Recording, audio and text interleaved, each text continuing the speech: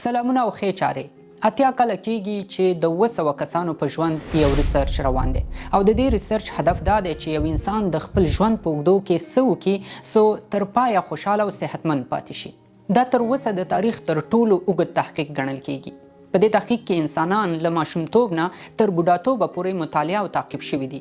د هغوی عادتونه یې نوټ کړي دي، د هغوی روغتیایي معاینات یې وخت په وخت چیک کړي دي، د هغوی له کورنۍ او ملګرو سره چلند یې هم تعقیب کړی دی.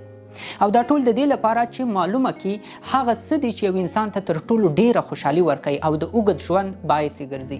دا ډیر جالب تحقیق دی. له دغو 220 کسانو نه تر اوسه یوازې 80 کسان ژوندي پاتې دي. جالبه یې دا ده چې له دغو کسانو نه یو د امریکا ولسمشرۍ مقام ته هم رسېدلی دی. دا ضرور نه ده چې د هر چا ژوند د همدې تحقیق په اساس وشي، خو د انساني فطرت ځینې شریک ټکي پکې په مطالعه او غور ارزي او شاید د ښه ژوند لپاره ترې ښه سبق هم واخیستل شي. نو راځئ ځان پوه کړو چې د دې تحقیق نتیجه څه راوتې ده. Original participants in our study. You're 80 years old now. When you look back on your life, what do you regret the most? More than anything, many of them said, I wish I hadn't spent so much time worrying about what other people thought. دا په امریکا کې د هارورډ پوهنتون دی. د پوهنتون په 1913 کلونو کې د بیلابیلو ایالتونو نه 220 ماشومان راټول کړل.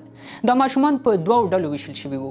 یوه ډله ماشومان هغه وو چې ځینې سهولتونه ورته برابر وو او تر دویمې نړیوالې جګړې پورې مکتبونه هم خلاص شول. په دویمه ډله کې د بوسټن ښار تر ټولو غریبې سیمې هلکان راخیستل شوي وو. دا هلکان په دې خاطر انتخاب شول چې کورنۍ له ډیرو سختیو سره مخ وي او هلکان له ډیرو فرصتونو نه هم محروم وو. په دوی کې ډیر هلکان په خیمو کې اوسېدل او پاکې اوبه یې هم نه لرلې. دا ټول هلکان چې کله په دې څېړنه کې شامل شول له دوی سره مرکې وشوې، د دوی له والدینو سره خبرې وشوې او روغتیایي معاینات هم وڅېړل شول.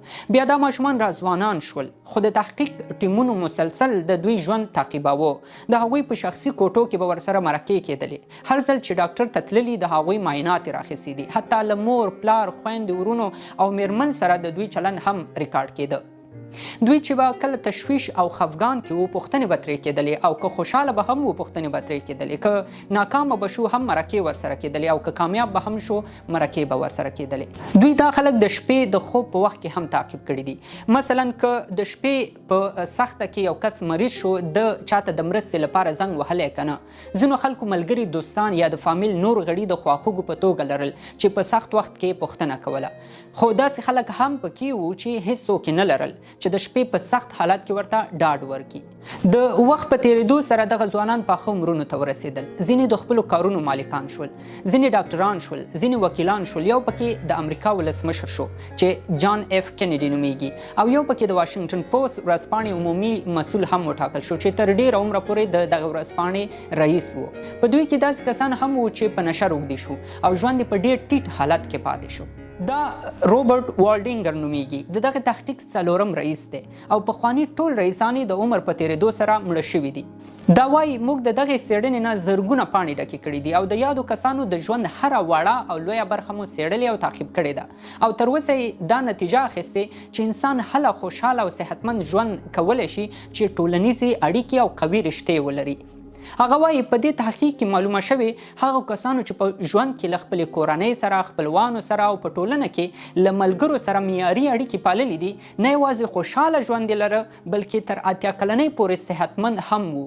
خو په دې څېړنه کې دا هم موندل شوي هغه کسان چې ډېر وخت ځان ته وو او له چا سره یې اړیکې نه پاللې، خوشحاله ژوند یې نه درلود، صحت یې جوړ نه و او ژوند یې هم ډېر لنډ و.